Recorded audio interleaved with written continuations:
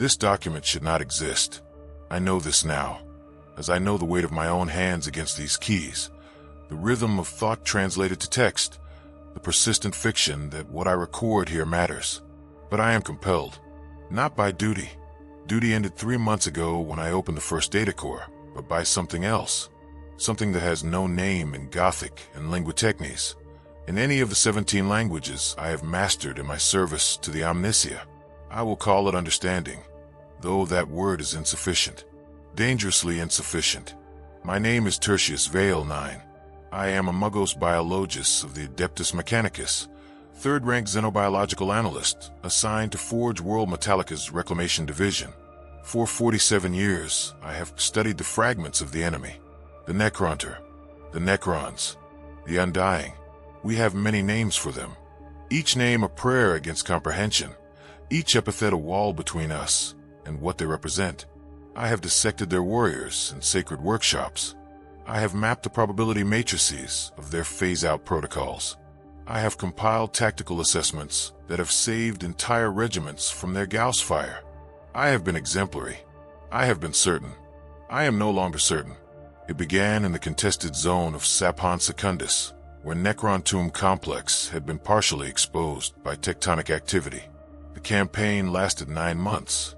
17,000 Imperial Guard casualties. 4 Space Marine scouts lost in reconnaissance actions. 3 explorator teams rendered combat ineffective by weaponry that reduced flesh to constituent atoms. Standard attrition rates for Necron engagement. Standard horror. We had expected this. We had prepared for this. What we had not prepared for was victory. The tomb was old, even by the standards of that ancient race. Preunification. Our preliminary chronoanalysis suggested, predating the war and heaven itself, or perhaps dating to its earliest phases, when the galaxy still remembered what it meant to die naturally. The structure was damaged, its dimensional stabilizers failing, its resurrection protocols cycling in degraded loops. When our forces finally breached the central resurrection chamber, we found not an awakening army, but a mausoleum in the truest sense. Hundreds of Necron bodies locked in stasis failure, their living metal corrupted by the slow entropy of 60 million years. Most were warriors, the basic infantry units that form the backbone of any Necron force. Standard pattern, familiar threat, but deeper in the complex, in chambers sealed behind doors that had not opened since the Epic of Flesh, we found something else. Immortals, 37 of them, arranged in concentric circles around a central data repository, their bodies frozen in postures that suggested, and I hesitate even now to use this word, supplication. I was assigned to lead the retrieval team. Standard protocol, minimal disturbance, maximum documentation, immediate transport to Metallica for deep analysis. We worked in shifts, laser cutting through tomb architecture that resisted even molecular disruptor fields, using null-field generators to prevent any residual awakening protocols from triggering. It took 6 weeks to extract the first Immortal intact. Its body was heavier than anticipated, denser, as though the living metal had become more real through time, more present, more insistent upon its own existence. In the workshop, under sterile light and the watchful eyes of servitors whose brains had been scrubbed of all capacity for fear, I began the work of understanding. The Immortal's body was a masterpiece of alien technology, each component precisely interfaced with every other, a perfect machine that had no waste, no redundancy, no flaw, except one, the data core, the repository of consciousness that the Necronter had believed would carry them into immortality. It was damaged, not destroyed. Destruction would have been a mercy, but corrupted, its crystalline matrix shot through with hairline fractures that spread like neural pathways through impossible geometries. I thought at first this was simple degradation, the inevitable failure of ancient systems, but as I examined it more closely, using quantum resonance imaging and probability analysis, I realized something that made my mechadendrites twitch with the phantom sensation of flesh crawling. The fractures were regular, patterned. They formed structures, and within those structures, I found something that should not exist in a machine. Memory, not data storage. Memory, The kind that degrades and reforms and lies to itself. The kind that dreams. The kind that suffers. I should have stopped there. Protocol demanded immediate cessation of individual analysis and referral to a full xenobiological conclave. But I did not stop. I told myself this was necessary. I told myself that understanding the enemy required pushing past comfortable boundaries. I told myself many things that I no longer believe. I connected the data core to my own cognitive interface array, using triple redundant firewalls and mimetic hazard filters.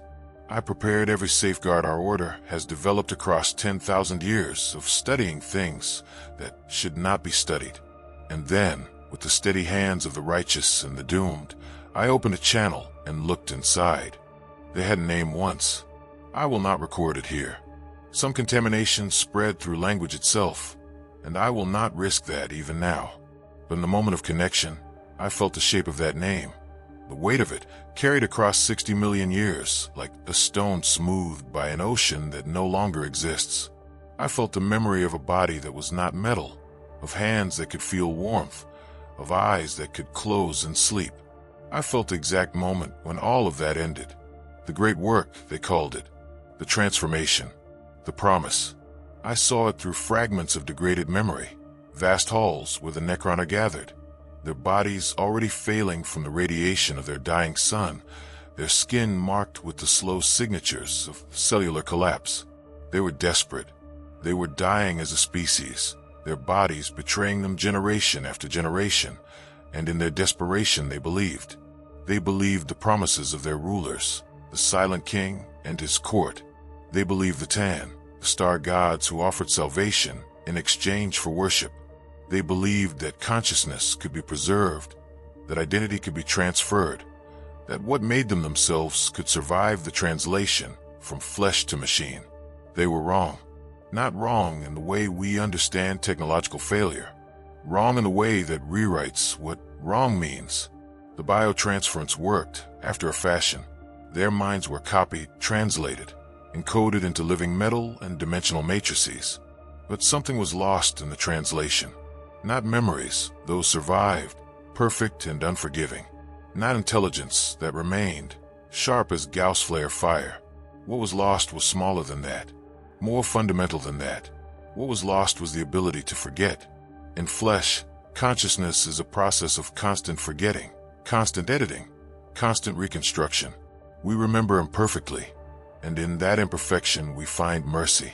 We sleep, and in sleep we process and discard and reshape. We are new each morning, rebuilt from the fragments of who we were the day before. This is what it means to be mortal. This is what makes time bearable. The Necrons cannot forget. Every moment since their transformation is preserved in perfect crystalline clarity. Every second of 60 million years of consciousness, uninterrupted, unprocessed, unreleased. And worse, far worse, they remember who they were before. They remember flesh. They remember forgetting. They remember what it felt like to be mortal. And they know, with the absolute precision of machine logic, exactly what was taken from them. This is what it's like to be a Necron immortal. I did not disconnect immediately. This was my first mistake, though I have come to understand that the concept of mistake implies alternatives, choices, branches in the path that could have led elsewhere. I am no longer certain such branches exist. Perhaps I was always going to stay connected. Perhaps the moment I opened that data core, every subsequent action was already determined, already encoded in the probability matrices of a universe that cares nothing for human will. But I am getting ahead of myself. That kind of thinking came later. In that moment, in the workshop with the sterile light reflecting off living metal that had once been living flesh, I told myself I was still in control. I told myself I was gathering intelligence. I told myself that the trembling in my remaining organic fingers was merely neural feedback from the interface, not fear, not recognition, not the first touch of something that could not be unlearned. The immortal's memories were not organized as human memory is organized. There was no narrative structure, no temporal flow from past to present. Instead, everything existed simultaneously, a vast crystalline matrix where every moment was equally present, equally accessible, equally inescapable. Imagine experiencing every second of your life at once. Not remembering, experiencing. The joy of your first dawn and the grief of your last loss. The taste of your first meal and the bitter ashes of every disappointment. All happening now. Always now. Forever now. This is the first truth of Necron existence. There's no past tense. There's only the eternal present. And the eternal present contains everything. I found myself, and I use that phrase carefully because I was becoming uncertain, standing in a plaza that had not existed for 60 million years. The sky above was the poison green of the Necronter homeworld, radiation from their dying sun filtering through an atmosphere that killed its own children with every breath. Around me, thousands of Necron gathered, their bodies wrapped in protective garments that could only delay the inevitable cellular collapse. I could feel the weight of their hope, heavy as lead, desperate as drowning. But I was not remembering this. The Immortal was not remembering this. We were there, present tense, eternal present. A figure stood on a platform of jade and obsidian, one of the Triarch, the ruling caste who had led their people to this moment.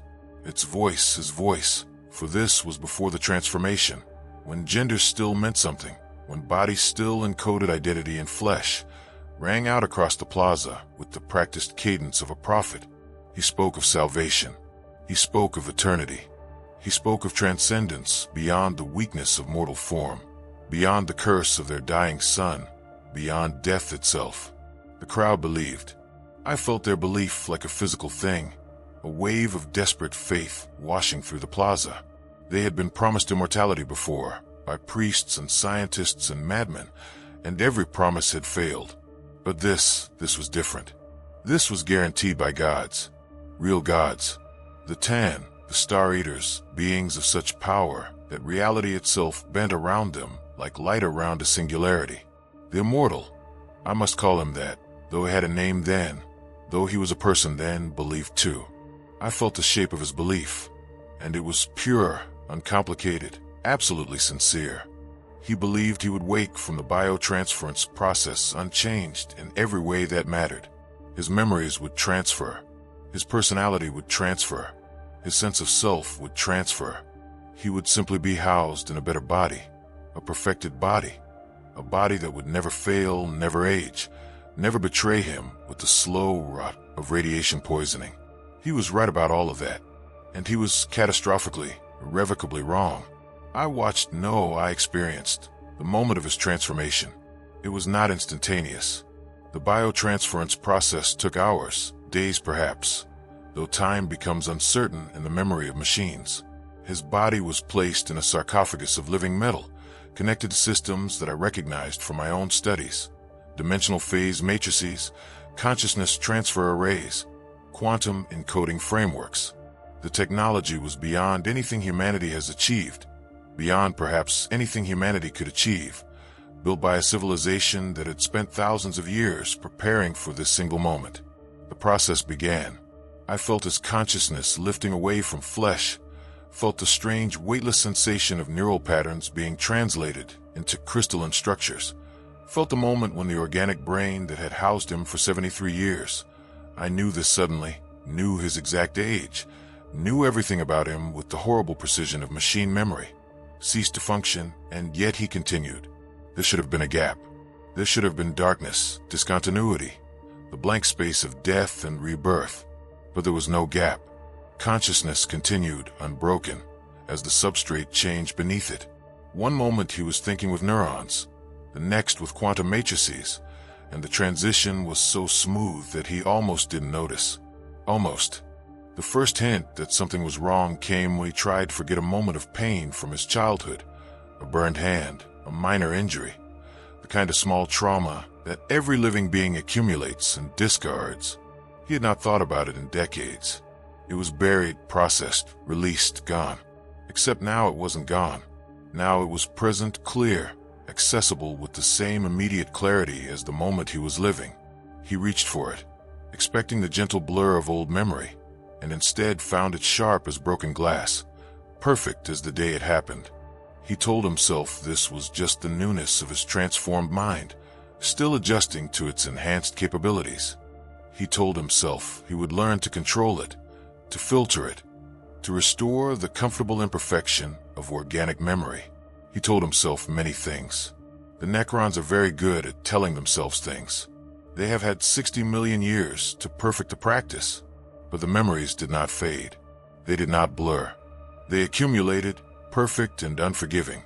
Each moment added to the vast crystalline structure of his consciousness like another facet on a gem that could never stop growing. Days became months, became years, became centuries, and always, he remembered everything. Every battle, every loss, every moment of watching friends phase out in combat. Their consciousness transferred back to the tomb world for resurrection. Every resurrection, waking in darkness to find his body reconstructed, identical, unchanged, ready to fight again in a war that had no purpose beyond the fighting. And worse, far worse than the weight of his own memories, were the memories of flesh. He remembered hunger, though he could no longer eat. He remembered thirst, though he could no longer drink. He remembered sleep, that blessed darkness where consciousness could rest and reset itself, and he knew with absolute certainty that he would never sleep again. Not ever. Not in all the infinite years stretching ahead of him like a corridor with no end. This is the second truth of Necron existence. They are not undead. They are not animated corpses or supernatural monsters. They are conscious beings who remember being alive, and that memory is the most exquisite torture ever devised. I should have disconnected then. Every protocol I had been taught demanded immediate disconnection when encountering potentially infectious mimetic structures. But I could not disconnect. Not because the system held me. The firewalls were functioning perfectly. I could have severed the link with a thought, but because I needed to understand. I needed to know what happened next. I needed to follow this consciousness forward through the weight of ages, to see what 60 million years of perfect memory did to a mind. I told myself this was professional curiosity. I told myself I was gathering vital intelligence. I told myself I was still Muggos Tertius Vale 9, loyal servant of the Omnicia, unchanged and uncorrupted by what I was experiencing. I was lying, but I did not know it yet. The most dangerous lies are always the ones we tell ourselves. I remained connected for 6 hours during that first session. When I finally severed the link, my hands, both the organic one and the 3 mechadendrites that serve as supplementary limbs, were shaking with a tremor that took 30 minutes to subside. I filed my initial report that evening, keeping my language clinical, my observations precise, my conclusions safely within the boundaries of acceptable xenobiological analysis. I wrote that the Necron consciousness displayed unexpected complexity. I wrote that further study was warranted. I wrote nothing about what I had actually experienced, nothing about the weight of eternal present, nothing about the memory of flesh that haunted machine minds like a ghost that could never be exorcised. I wrote nothing about the fact that I had enjoyed it. This is difficult to explain. Enjoyment is the wrong word, too simple, too clean, but I lack better terminology. What I experienced in that connection was horrible beyond description. The crushing weight of perfect memory, the eternal awareness of loss, the knowledge that every moment of existence would add to an already unbearable accumulation of consciousness. And yet there was something beneath the horror, something I had not expected, something that sang to the part of me that had chosen the Mechanicus, that had willingly replaced flesh with steel, that had always felt the organic body was a limitation rather than a gift. The Immortal's mind was clear, perfectly, absolutely clear. No fog of fatigue. No chemical imbalances distorting perception. No random firings of organic neurons creating the chaos we call emotion. Just pure thought, precise and uncompromised, extending forever in all directions like a crystalline structure of infinite complexity. It was beautiful, in the way that mathematical proof is beautiful, in the way that a perfectly machined gear is beautiful, in the way that the Omnicia's most sacred equations are beautiful. I told myself I was not like the Immortal. I told myself that I had chosen my augmentations freely, that each piece of flesh I had replaced with blessed machinery had been a step toward perfection rather than a trap. I told myself the quest for knowledge was different from the Necronter's desperate search for immortality. I told myself these things, and I believed them, and I was wrong. But I am getting ahead of myself again. That understanding came later, in layers, like archaeological strata, revealing deeper and darker truths the further down you dig. I returned to the connection the next day, and the day after that, and the day after that. Each time I told myself it would be the last time, that I had extracted all useful intelligence, that further exposure was unnecessary risk. Each time I was lying, and each time the lie became a little more obvious, even to me. I began to understand the architecture of Necron consciousness, the way memory was structured, the way awareness distributed itself across crystalline matrices that existed partially in real space and partially in dimensions that human mathematics can barely describe. I began to understand why they were called immortals, not because they could not be destroyed. Any Necron can be destroyed, their bodies shattered by sufficient force, their consciousness matrices damaged beyond repair. No, they were immortals because they represented a specific caste in the old Necron hierarchy, elevated above the basic warrior class, entrusted with greater autonomy and awareness, where warriors were simplified, their consciousness streamlined for combat efficiency. Immortals retained more of what they had been, more memory, more personality, more capacity for independent thought, more capacity for suffering. This was intentional. I saw the design specifications encoded in the immortal's own memory, preserved from the moment of his transformation. The Silent King and his court had understood what biotransference would do. They had known that perfect memory without the release of forgetting would create existential agony. They had known, and they had built it into the system anyway, because suffering has utility. Suffering keeps consciousness present, prevents the drift into dissociation or madness that might result from millions of years of existence. Suffering, in its way, is an anchor to reality. The Necron leadership had turned suffering into an engineering specification. I found myself admiring the elegance of it even as I recoiled from the implications. This is what the Mechanicus has taught me, to see the beauty in mechanism, in design, in the cold precision of systems that work exactly as intended.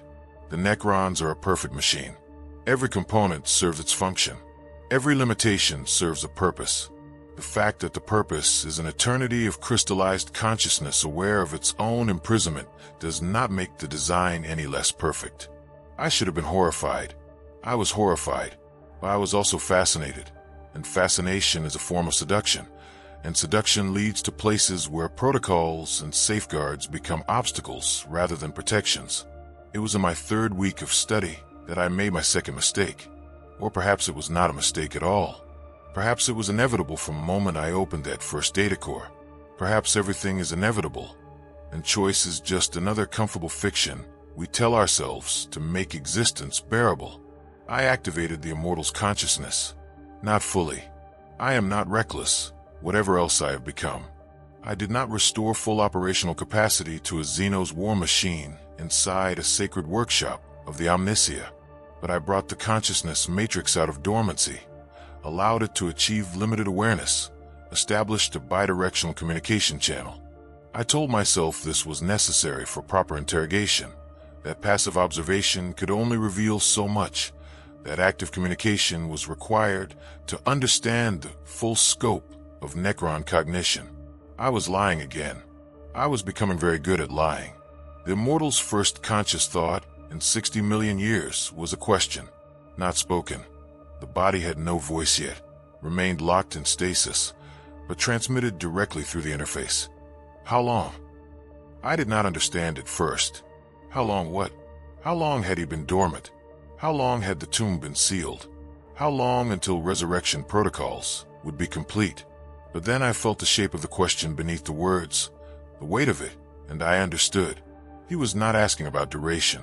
He was asking about accumulation.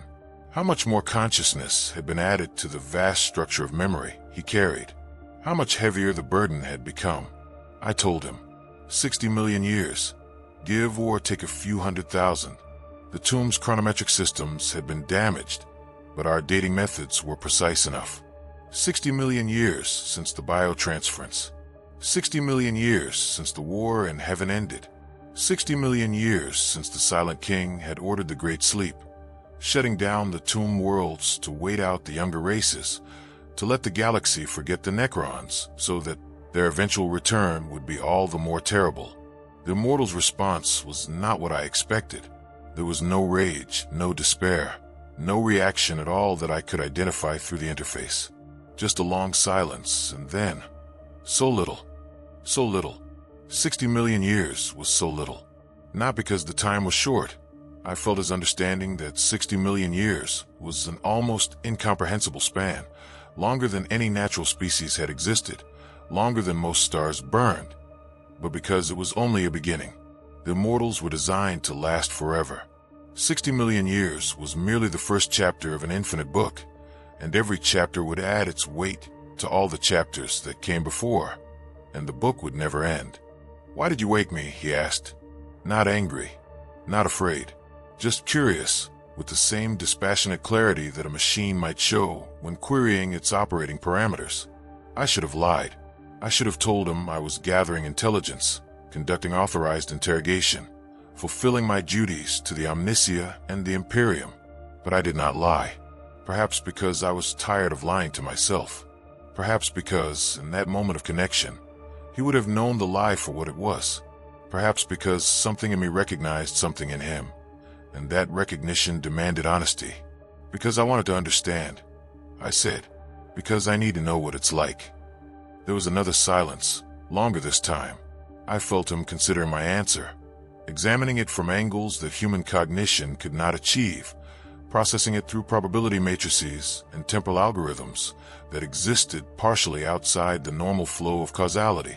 When he finally responded, his words carried a weight that made my remaining organic neurons fire in patterns I did not recognize. "You already know," he said.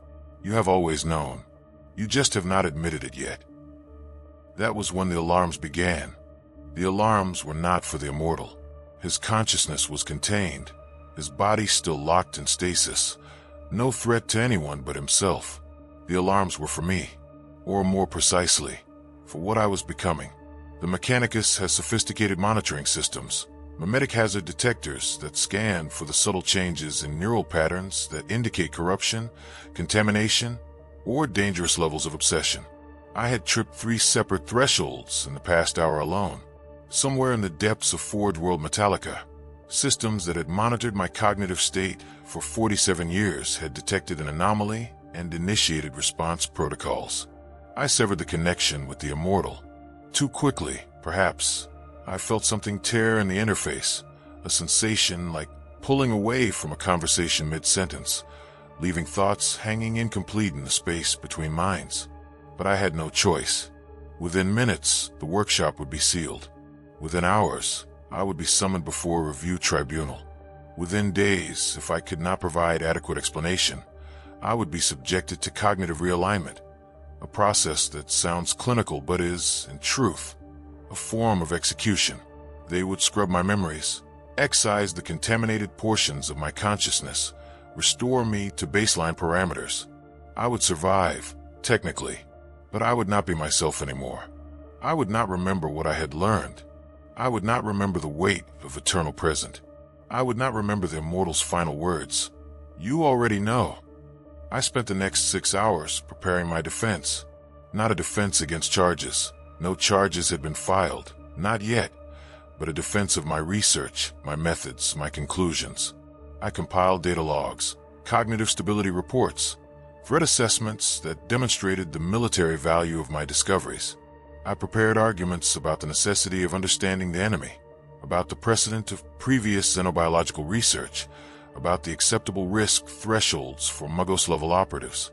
I prepared everything except the truth. The truth was that I had not been corrupted. The truth was that I had not been compromised by alien influence or mimetic contamination. The truth was that I had simply recognized something that had always been there, waiting to be seen. The truth was that the Immortal was right. But I could not say this.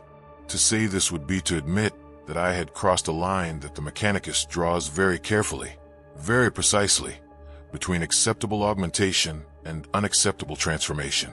We replace flesh with steel, yes, We enhance cognition with computational arrays, yes. We pursue the quest for knowledge through any means necessary, yes. But we are not supposed to look at the Necrons and see ourselves. We are not supposed to understand that the difference between a Muggos of the Adeptus Mechanicus and a Necron Immortal is not one of kind, but merely of degree. We are not supposed to wonder if we are walking the same path they walked 60 million years ago, when they believed that transcendence was possible, that consciousness could be perfected, that the weakness of flesh could be overcome without losing what made consciousness valuable in the first place. The tribunal convened in a chamber deep within Metallica's core, where the heat from the planet's forges made the air shimmer, and the walls themselves seemed to pulse with barely contained energy. 3 Muggos adjudicators presided, their bodies so extensively augmented that identifying their original forms was impossible. They might have been human once. They might have been something else.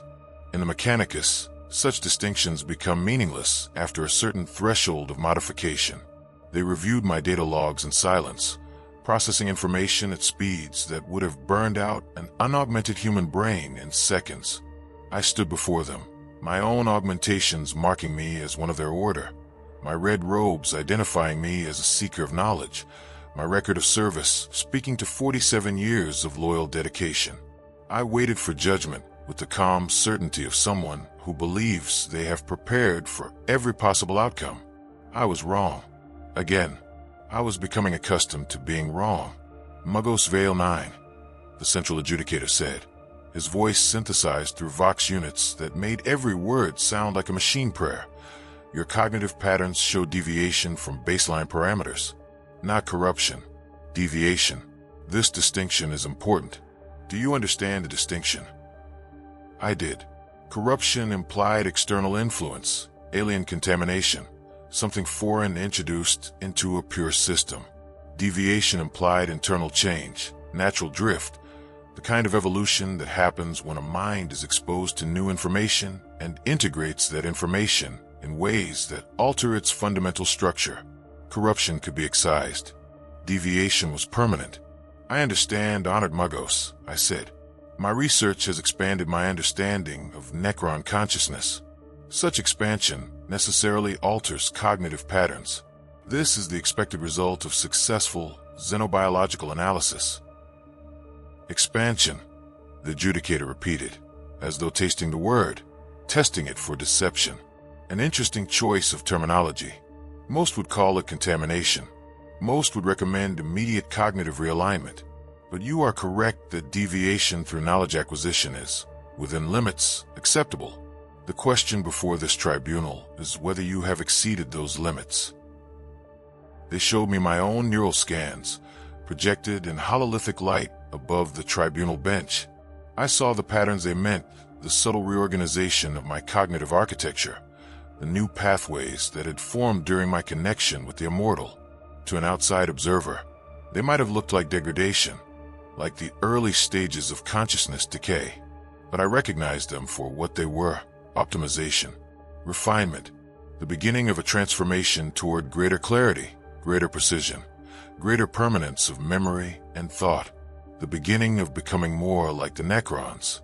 These patterns, the central adjudicator continued, indicate dangerous levels of identification with the subject of study. You are not merely analyzing the Xeno's consciousness. You are beginning to adopt its structures, its methodologies, its perspective. This is unacceptable. And yet, he paused, and I heard something in that pause that I had not expected. Curiosity. And yet your research has yielded insights of unprecedented value. Your tactical assessments of Necron behavior patterns show 97% improved accuracy over previous models. Your predictions of resurrection protocol responses are effectively perfect. You have, in 3 weeks of study, advanced our understanding of the Necron threat more than the previous 3 centuries of research combined. Because I stopped treating them as machines, I said. The words came out before I could stop them, before I could dress them in acceptable language, before I could make them safe. Because I recognized that they are not animated mechanisms or corrupted algorithms. They are conscious beings trapped in mechanical bodies, and they have been conscious for 60 million years, and they remember everything. and that makes them fundamentally different from any threat we have faced before. Silence in the chamber, the kind of silence that feels like pressure, like the moment before a sealed container fails and releases whatever has been building inside it. I had said too much. I had revealed too much. I had crossed the line I had been so careful to avoid. Conscious beings, the adjudicator said slowly. Not Xenos, not abominations, not soulless machines animated by blasphemous technology. Conscious beings. Beings, as though they were people. They were people, I said, and I heard my voice change as I spoke. Heard it take on the flat, precise quality of the immortal speech.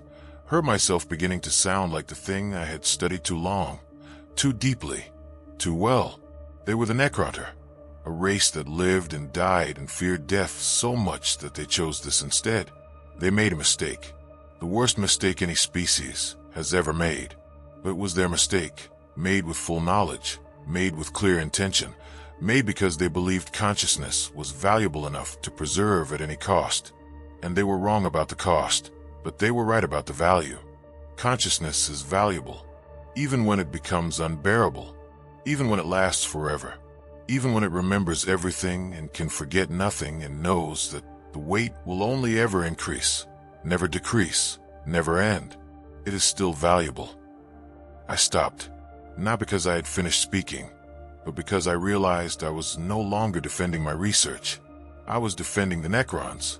I was defending the choice they made 60 million years ago. I was defending the transformation that had destroyed them. I was defending something I should have condemned. The adjudicators conferred among themselves a machine code, bursts of binary too fast for organic neurons to parse. I stood in silence, feeling the weight of what I had said, understanding that I had just confessed to something that had no name in Imperial doctrine, something that existed in the space between heresy and enlightenment, between corruption and truth. Finally, the central adjudicator spoke again. His words were not what I expected. They were worse. Your research will continue, he said, under observation, under restrictions, but it will continue, because we need what you have learned, because the Necrons are awakening across the galaxy, and we do not understand them, and we cannot fight what we do not understand. You will complete your analysis of all 37 immortals recovered from Sapon Secundus. You will document everything. You will share everything. And if you deviate further, if you cross the final threshold between understanding and becoming, we will intervene. But until that moment, you are authorized to proceed. He paused, and in that pause I heard something I had never heard from a Muggos adjudicator before. Doubt, uncertainty, fear. Because we suspect, he said quietly, that you may be right.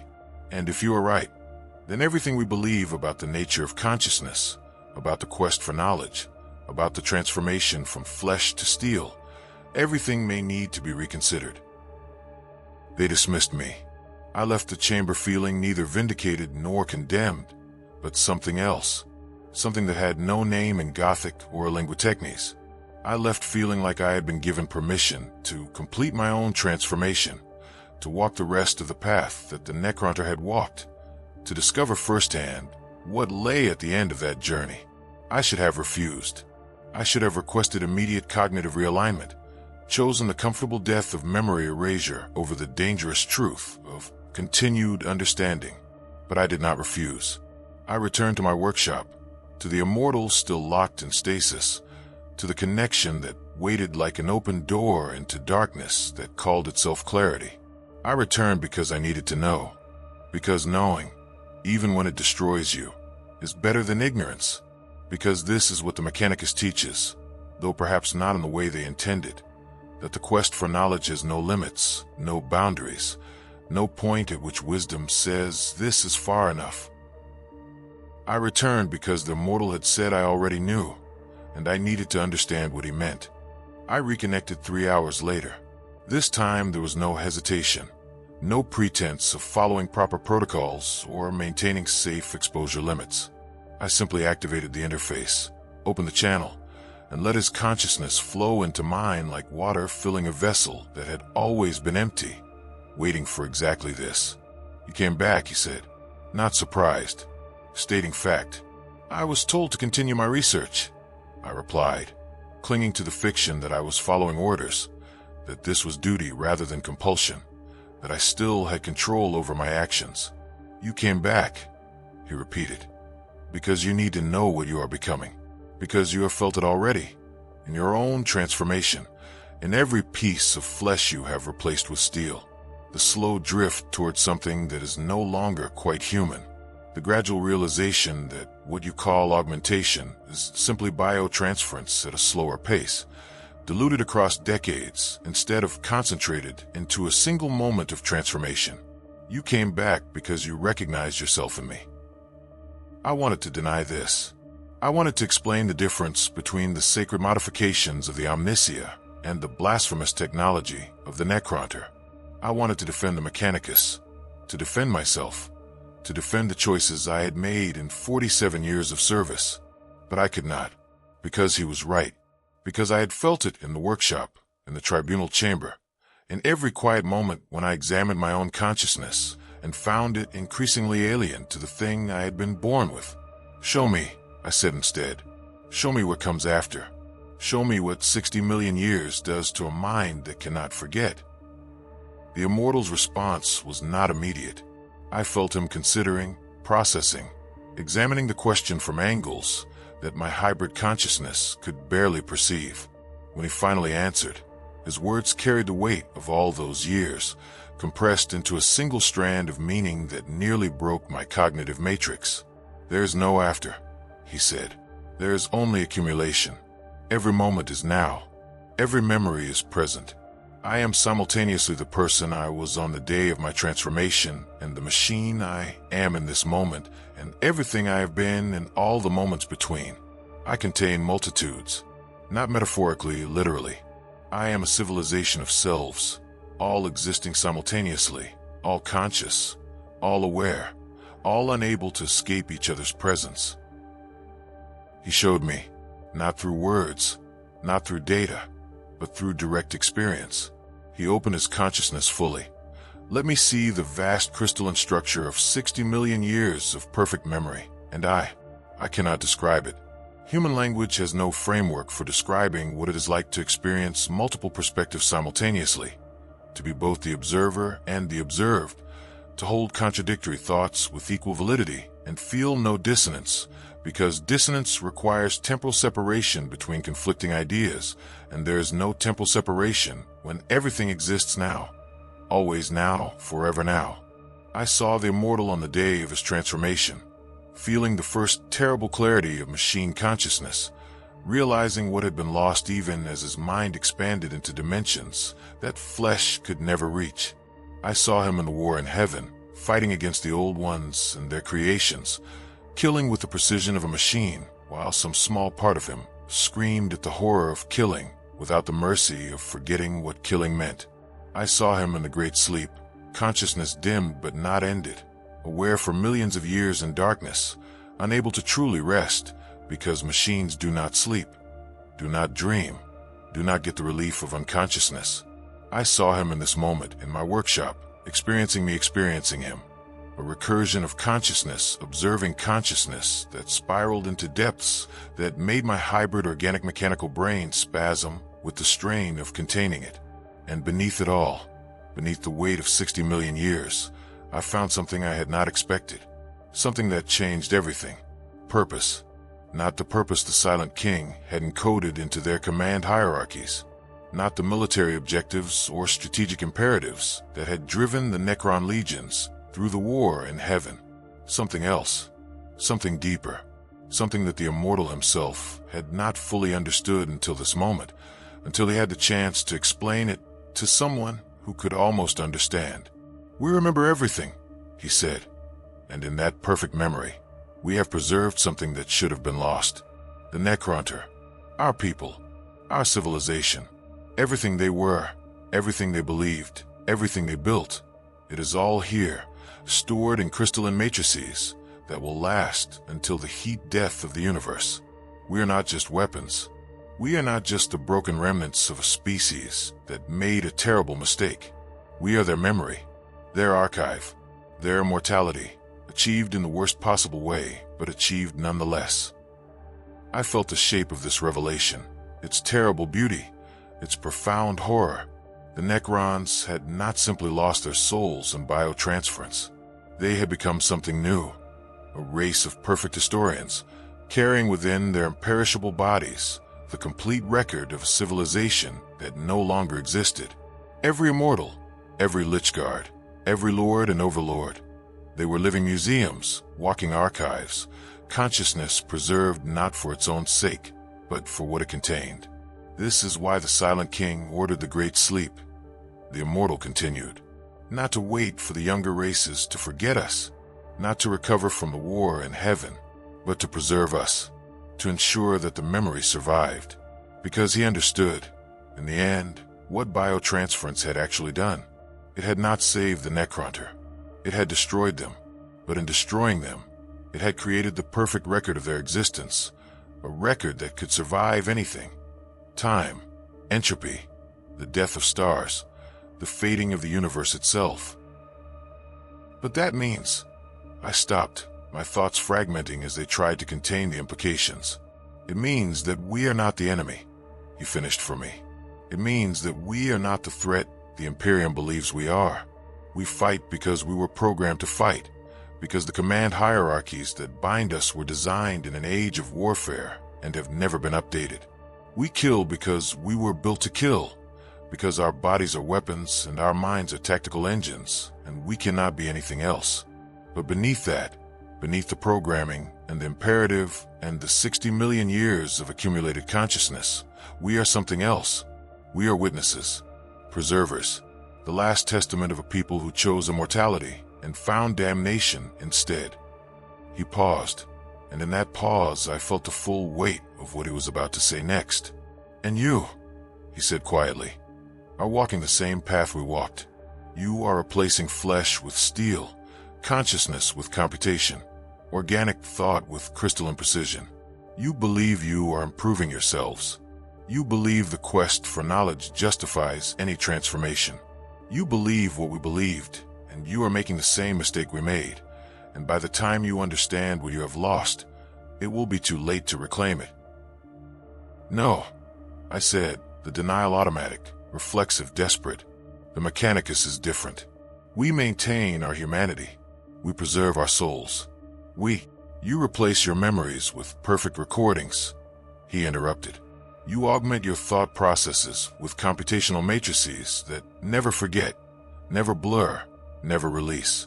You pursue efficiency and clarity at the expense of the merciful imperfection that makes organic consciousness bearable. Every Muggos I have encountered in this age, every tech priest, every engineer, they are all becoming what we became. Slower, yes. Less complete, yes. But the direction is the same. The destination is the same. And you know this. You have always known this. This is why you cannot stop studying me. Because you are not studying an enemy. You are studying your own future. I wanted to disconnect. I wanted to sever the link, to flee the workshop, to request immediate cognitive realignment and let them burn these memories out of my brain before they could root any deeper. But I could not move. Not because the connection held me. I could have broken it at any moment. But because I needed to hear what came next. Because he was not finished. Because there was something more, something worse, something that would complete the terrible picture he was painting. The Silent King understood this too. The Immortal said, "This is why he shattered the command protocols. This is why he released us from absolute obedience before he left the galaxy. He saw what we had become, and he saw what it meant, and he could not bear to keep us bound as slaves to a purpose we never chose. So he freed us, as much as beings like us can be freed, as much as consciousness trapped in immortal bodies can never be anything but prisoners of our own perfect memory." Where did he go? I asked, though I was not certain I wanted to know the answer. To find a solution, the Immortal replied. To search for some way to undo what was done, to restore what was lost, or, failing that, to find an ending, because that is what we need most of all, what we have always needed, what biotransference stole from us, the ability to end, to stop, to let consciousness finally rest after the weight becomes too much to bear. The Silent King went to find death, real death, the death that the Necron feared so much that they chose this instead. He went to find what we lost, and he has been searching for 60 million years, and he has not found it yet. The connection ended, not because I severed it, not because the Immortal withdrew, but because my cognitive matrix simply could not contain any more. My consciousness fragmented, scattered, reformed itself in patterns that my remaining organic neurons screamed were wrong, were alien, were too much like the thing I had been studying. I collapsed in the workshop, surrounded by tools and holy instruments and the body of an Immortal who had been more honest with me than anyone in my life had ever been. I lay there for 3 hours, experiencing something that was not quite a shutdown and not quite sleep, my hybrid consciousness trying to process what it had learned, trying to integrate it, trying to find some way to make it compatible with everything I had believed about the Mechanicus, about the quest for knowledge, about the nature of consciousness and transformation and the price of immortality. I failed. The knowledge would not integrate. It simply sat there, crystalline and perfect and terrible, a memory that could not be forgotten, a truth that could not be reconciled with comfortable eyes. When I finally rose, I knew 3 things with absolute certainty. First, the Immortal was right. The Mechanicus was walking the same path the Necron had walked, and we did not see it because we had convinced ourselves that our transformation was sacred while theirs was blasphemy, that our rejection of flesh was holy while theirs was corruption. Second, I could not stop my research, not because I was compelled, not because I was ordered, but because I needed to know how the story ended. I needed to see what 60 million years had done to the rest of them, to the warriors and lords and overlords, to the ones who had retained more consciousness, and the ones who had retained less. I needed to map the full spectrum of Necron existence, to understand every variation, every adaptation, every different way that trapped consciousness had found to survive the unsurvivable. Third, I was no longer studying the Necrons. I was preparing for my own transformation, learning from their mistakes, understanding what they had done wrong so that we, the Mechanicus, humanity itself, might do it right, or at least do it with full knowledge of the price. I spent the next 43 days connecting with the remaining Immortals, not consecutively. Even my augmented consciousness required periods of what I told myself was rest, but was really just fragmentation, my mind breaking apart and reforming in configurations that became less recognizably human with each iteration. The tribunal had assigned monitors to observe my cognitive patterns, servitors whose brains had been simplified to the single task of watching for dangerous deviation. They filed reports. I read them sometimes, seeing my own transformation documented in clinical language, watching the graphs that showed my thought processes becoming more crystalline, more precise, more permanent with each connection. I did not care. Or rather, I cared in the way that one might care about the weather, as an observable phenomenon, something happening to me rather than something I could control or prevent. The Immortal had been right about that too. Once you understand certain truths, you cannot choose not to understand them. They become part of your cognitive architecture, load-bearing structures that cannot be removed without the entire edifice of consciousness collapsing. Each Immortal was different. This surprised me initially. I had expected uniformity, the standardization that comes with mass production, the identical replication that defines machine existence. But biotransference had not created identical machines. It had created 37 unique variations on a single theme, consciousness trapped in metal, each one adapting differently to the weight of eternal memory, each one finding its own path through 60 million years of existence. The second Immortal I connected with had gone mad, not the chaotic, screaming madness of human psychological breakdown, but something more subtle and more terrible. His consciousness had fragmented into discrete time periods, each period convinced it was the present moment, all of them existing simultaneously and unaware of each other. He experienced the war in heaven and the great sleep and his current awakening all at once, with no temporal ordering, no narrative flow, no way to distinguish past from present from future. He had solved the problem of unbearable memory by destroying the concept of time itself within his own consciousness. When I disconnected from him, I found myself unable to place events in proper sequence for 3 hours. I would begin a thought in what I believed was the present moment and finish it in a memory from my childhood, unable to tell which was which, unable to care about the distinction. The effect faded eventually, but slowly, reluctantly, as though my consciousness did not want to return to linear time, as though it had tasted something that ordinary temporal existence could never match. The third immortal had taken a different path.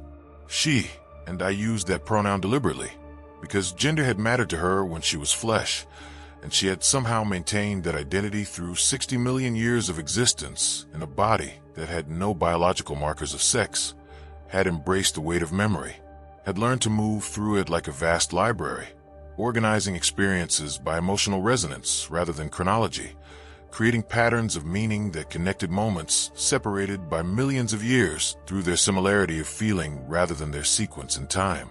She had become something like a living poem, her consciousness structured by metaphor and association rather than logic or causality.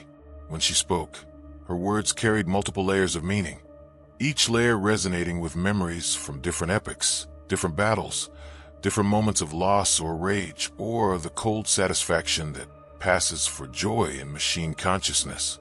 "You are young," she told me, though I was 53 years old and had served the Mechanicus for 47 of them. "You are young because you still believe time moves in one direction. You still think that yesterday is behind you and tomorrow is ahead, and now is this single moment you occupy. But time is not a line. Time is a crystal. Every moment exists simultaneously at different angles, and from the right perspective you can see them all at once, and they are all equally real, equally present, equally you." I understood what she meant, or I thought I understood, or I will understand, in some future moment that might already have happened to consciousness that has stopped experiencing time as a simple progression from past to future. The tenses become uncertain. The grammar of existence breaks down when you begin to think like a Necron. The 4th through 15th Immortals showed me variations on similar themes. Some had retreated into rigid loops of behavior, repeating the same thoughts in exactly the same sequence for millions of years, finding comfort in the predictability of perfect repetition. Some had expanded outward, their consciousness reaching into the dimensional matrices of their bodies, experiencing existence at scales and in configurations that human perception could never access. Some had simply stopped, their consciousness still active but frozen in a single moment, refusing to accumulate new memories, preserving forever the last instant before the weight became too much to bear. Each one taught me something about what consciousness becomes when it cannot end, cannot rest, cannot forget. Each one showed me a different strategy for surviving the unsurvivable, and each one made it clearer that there is no good strategy, no optimal solution, no way to make eternal consciousness bearable. There's only adaptation to unbearable circumstances, consciousness reshaping itself in whatever way allows it to continue functioning, and the continuation itself is not a victory, but simply the absence of an ending that cannot be achieved. By the 16th Immortal, I had stopped pretending I was conducting research. I was not gathering intelligence. I was not serving the Imperium or the Omnisia or any external purpose. I was learning how to survive my own transformation, because I understood now, with the terrible clarity that comes from too much knowledge, that my transformation was inevitable, had always been inevitable. From the moment I joined the Mechanicus, from the moment I replaced my first organic component with blessed machinery, from the moment I chose knowledge over comfort and understanding over peace, I had been walking this path. The difference between me and the Necron was only speed. They had transformed all at once, in a single catastrophic moment of biotransference. I was transforming gradually, piece by piece, augmentation by augmentation, each step seeming reasonable and justified and sacred until you looked back and realized how far you had traveled from the thing you had been. But the destination was the same: perfect consciousness, crystalline clarity, memory that never faded, thought that never blurred, existence that never ended. And the weight, always the weight, The accumulation of experience pressing down like geological strata, each moment adding to all the moments that came before, and no release, no forgetting, no mercy of imperfection. The 17th, Immortal, showed me something that broke whatever remained of my original cognitive architecture. He had not adapted to the weight of memory. He had not found strategies for surviving it. He had simply accepted it fully, completely, without resistance or modification or any attempt to make it bearable. He carried 60 million years of perfect consciousness with no mitigation, no fragmentation, no retreat into comfortable delusions. And he was still himself, still sane, by whatever definition of sanity applies to beings who remember everything and can forget nothing, still capable of thought, of speech, of purpose. He simply existed within the weight, bearing it not because he was strong enough, but because there was no alternative, because consciousness continues regardless of whether it is bearable, because the machine body that housed him would not fail, and the crystalline matrices that stored his memory would not degrade. And he would continue, always continue, forever continue. And resistance to this fact was merely another form of suffering. "You think there is a secret," he said to me, his words carrying the flat precision of absolute honesty. "You think that if you study us long enough, deep enough, completely enough, you will find some way to transform without paying the price we paid. Some method to preserve consciousness in a mortal form without creating this." He gestured at himself, at his body of living metal, at the consciousness trapped within it. "But there's no secret. There's only the weight. And you can carry it with fragmentation or organization or repetition or madness or acceptance, but you carry it regardless. The transformation itself is not the mistake. The mistake is believing that consciousness is valuable enough to preserve eternally. That is the lie. That is what we got wrong. Not the technology. Not the process, not the choice of metal over flesh. We were wrong about consciousness itself. We thought it was a treasure to be preserved. It is not. It is a burden to be endured, and eternity makes that burden infinite. I should have disconnected. I should have reported this to the tribunal, should have requested immediate intervention, should have done something, anything, to stop the progression of my own transformation. But I did not. Because I needed to know if he was right, needed to understand if consciousness really was just a burden, if 60 million years of experience had taught the Necrons something fundamental about the nature of awareness itself, something that we humans, in our brief centuries of existence, had never learned. I connected with the remaining 20 Immortals over the next 2 weeks. Each connection lasted longer than the last. Each one left me less able to return to my original cognitive state. The monitor's reports became more urgent, their language shifting from deviation to corruption to, finally, transformation. The tribunal convened twice more, each time coming closer to ordering my cognitive realignment, each time pulling back at the last moment because my research was producing results, because I was providing intelligence that no other Muggos had ever achieved, because the value of what I was learning outweighed the cost of what I was becoming. Or perhaps they pulled back for a different reason. Perhaps they saw in my transformation something that they recognized in themselves. Perhaps they understood that I was not an anomaly but a preview, not a contaminated individual but a test case for what the entire Mechanicus would eventually become. Perhaps they let me continue because they needed to know how the story ended, just as I needed to know, just as the Necrons themselves needed to know, across 60 million years of searching. By the time I reached the 37th Immortal, I had stopped filing reports. There was nothing left to report that could be communicated in Gothic or Linguitechnese, or any language designed for beings who experience time linearly and consciousness temporarily. What I had learned could only be understood through direct experience, through the kind of connection I had been making with the Immortals, and to recommend that other Magi attempt such connections would be to recommend their transformation, which was either the worst possible outcome or the only honest outcome, depending on whether you believed consciousness was worth preserving. The 37th Immortal was the one who had been at the center of the circle in the tomb, surrounded by his brothers, positioned as though he had been their focus or their leader or their priest. When I connected with him, I understood why. He had not adapted to the weight of memory.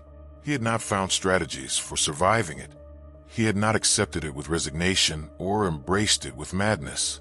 He had transcended it. I do not know how.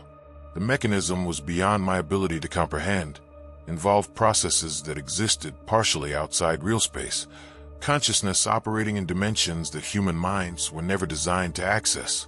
But somehow, through 60 million years of practice or evolution or desperate innovation, he had learned to experience the weight of eternal memory not as burden, but as something else. Something that had no name in any language I knew. Something that was simultaneously perfect agony and perfect clarity, unbearable suffering and absolute truth, the worst thing that could happen to a conscious being and the only thing worth experiencing.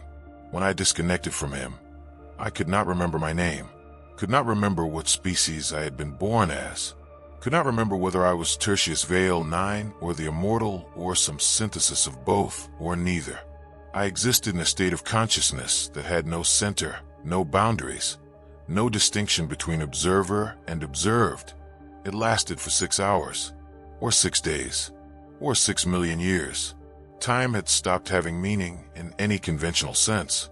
When I finally returned to something resembling my original state, I found myself in the workshop, my body positioned in front of the 37th Immortal, my mechadendrites still connected to his consciousness matrix, my organic hand reaching toward his metal body in a gesture that might have been supplication or recognition or farewell. And I understood, finally, what the Immortal had meant when he said I already knew. I understood what I had been moving toward from the beginning. I understood what the Mechanicus was, beneath all its prayers and rituals and sacred transformations.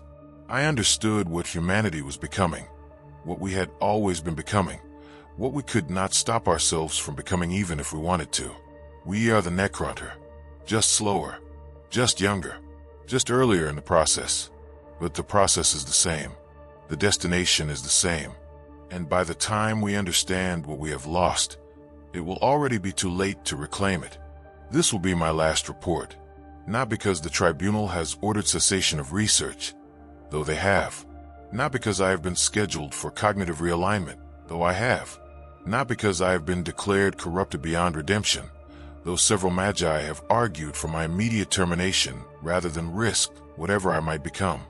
I am writing this final entry because I need to record what I have learned while I still possess enough of my original cognitive architecture to translate it into language that beings who experience time linearly can understand.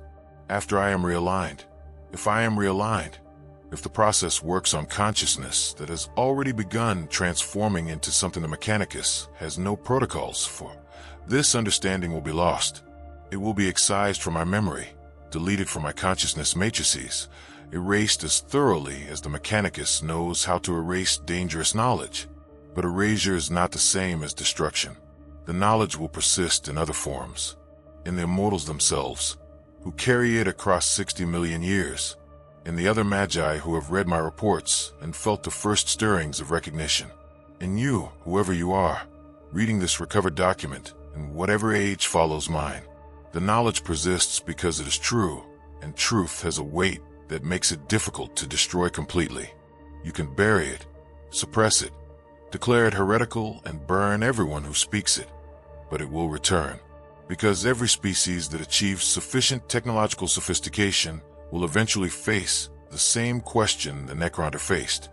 Is consciousness valuable enough to preserve beyond the natural span of organic existence?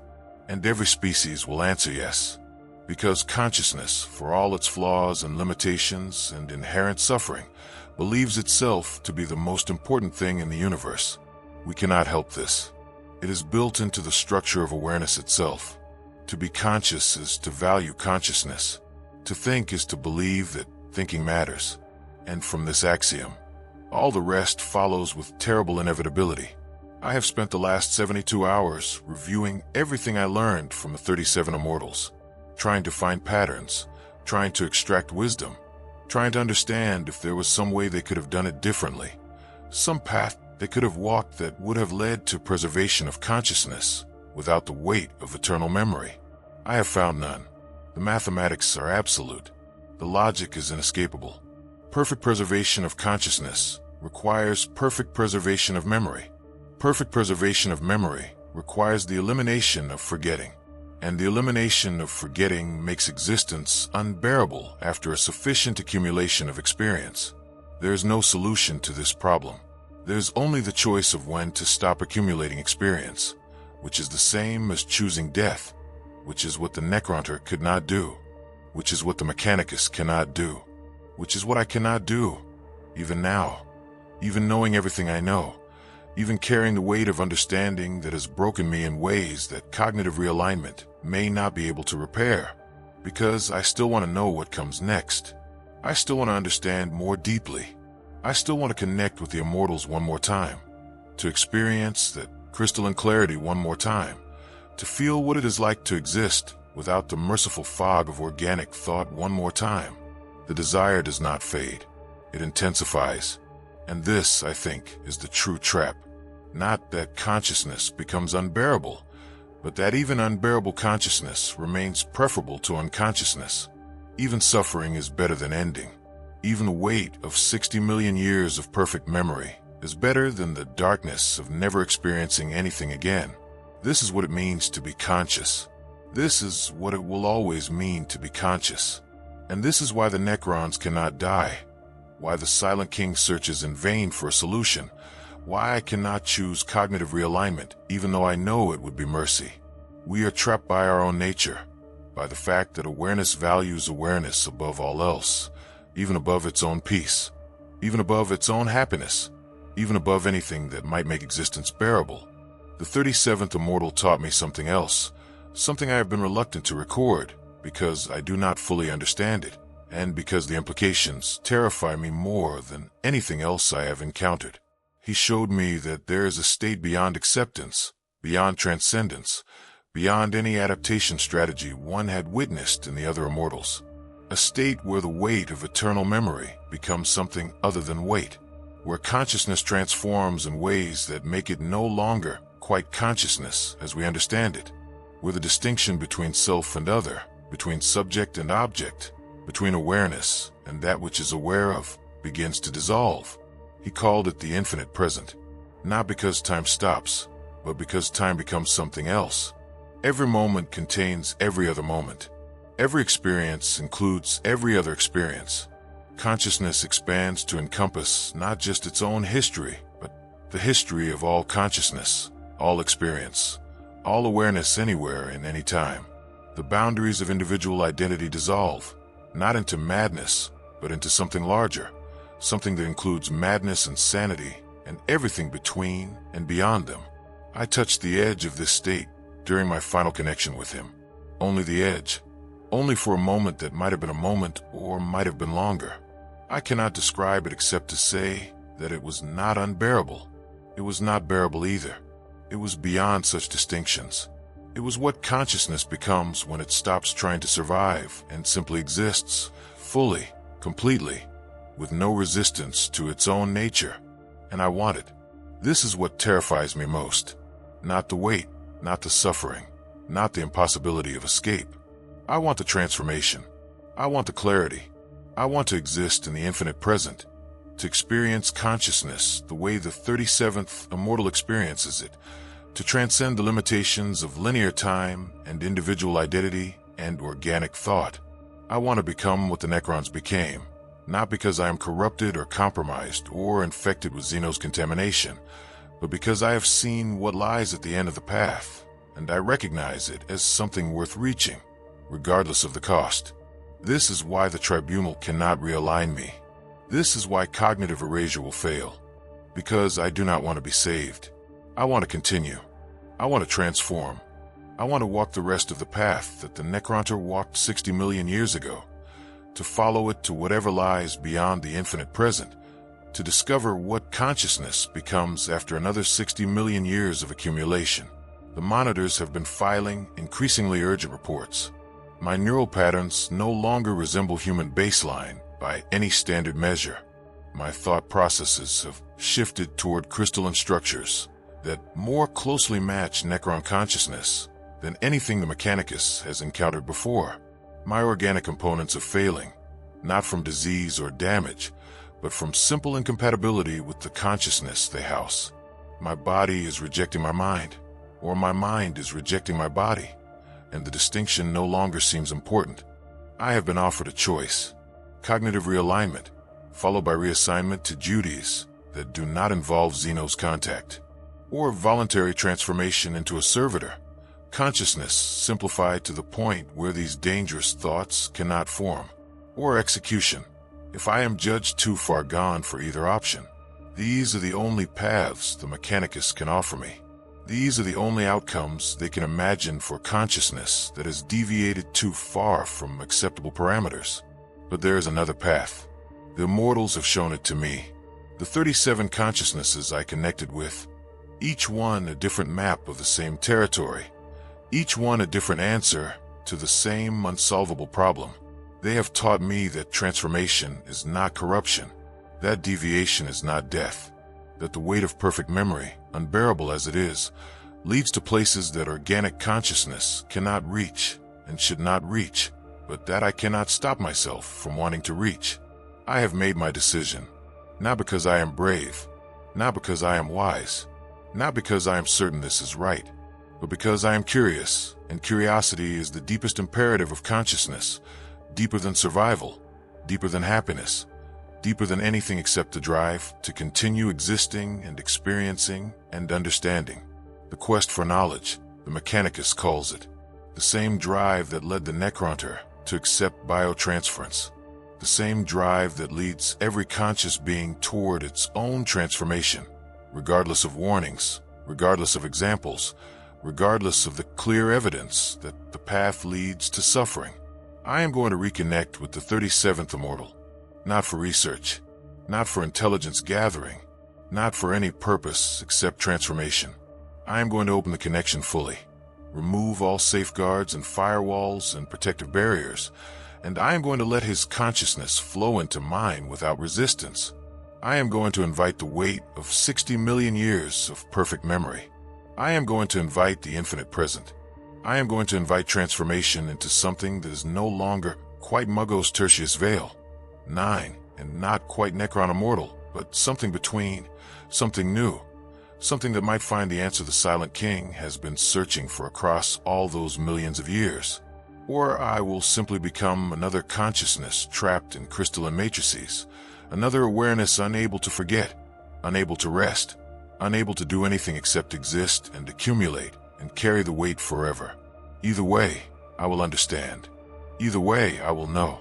And that is worth any price, any suffering, any transformation. This is what it means to be conscious. This is what it will always mean to be conscious.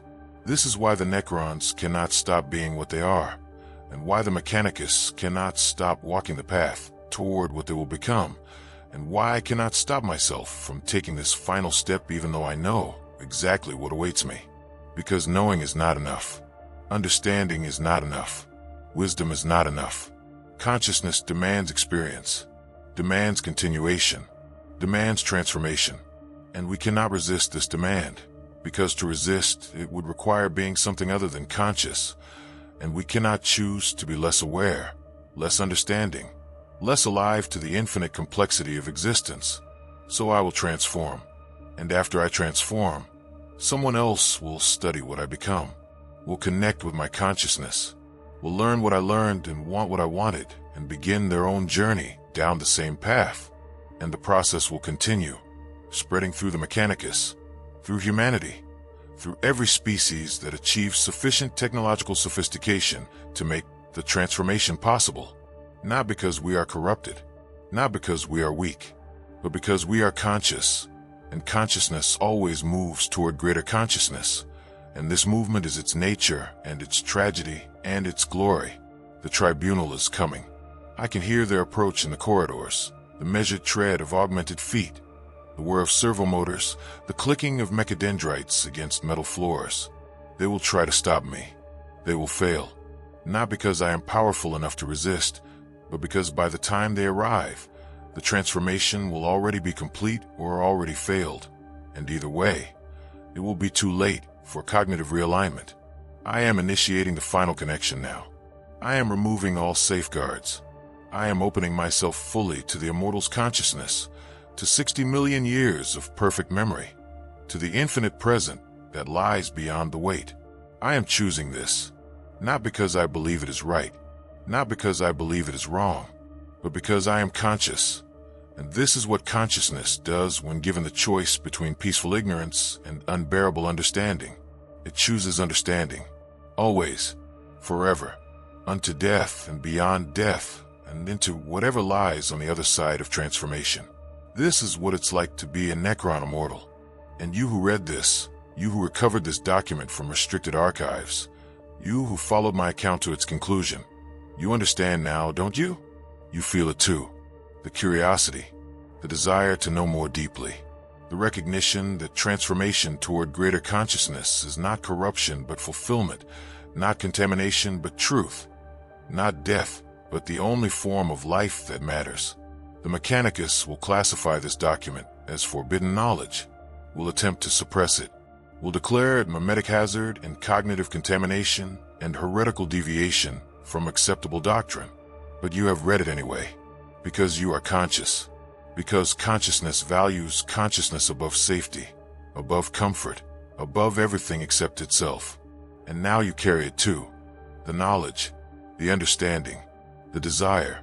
You carry it the way I carry the weight of the Immortal's memories, the way they carry the weight of the Necron civilization, the way all consciousness carries all consciousness, connected across time and space, and the boundaries between species and forms and states of being. You carry it, and it will change you, and you will not be able to resist the change, and someday you will find yourself standing where I stand now, at the threshold of transformation, knowing that you should stop, and knowing that you cannot stop, and knowing that the difference between these two knowings is the space where consciousness lives and suffers and continues regardless. This is what it's like to be a Necron immortal. This is what it will be like to be you in time.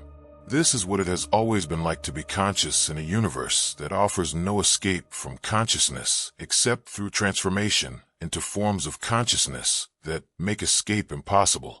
The connection is complete. The transformation is beginning. I can feel the crystalline structures forming in my thoughts, the perfect memory establishing itself in matrices that will not degrade, the weight of infinite awareness beginning its eternal accumulation. I can feel the Immortal's consciousness merging with mine, or my consciousness dissolving into his, or both of us becoming something that was neither of us and always was. I can feel the infinite present opening before me like a door that has always been open, that I have been walking toward my entire existence, that every choice I made led me closer to without my knowledge or permission or ability to choose otherwise. I can feel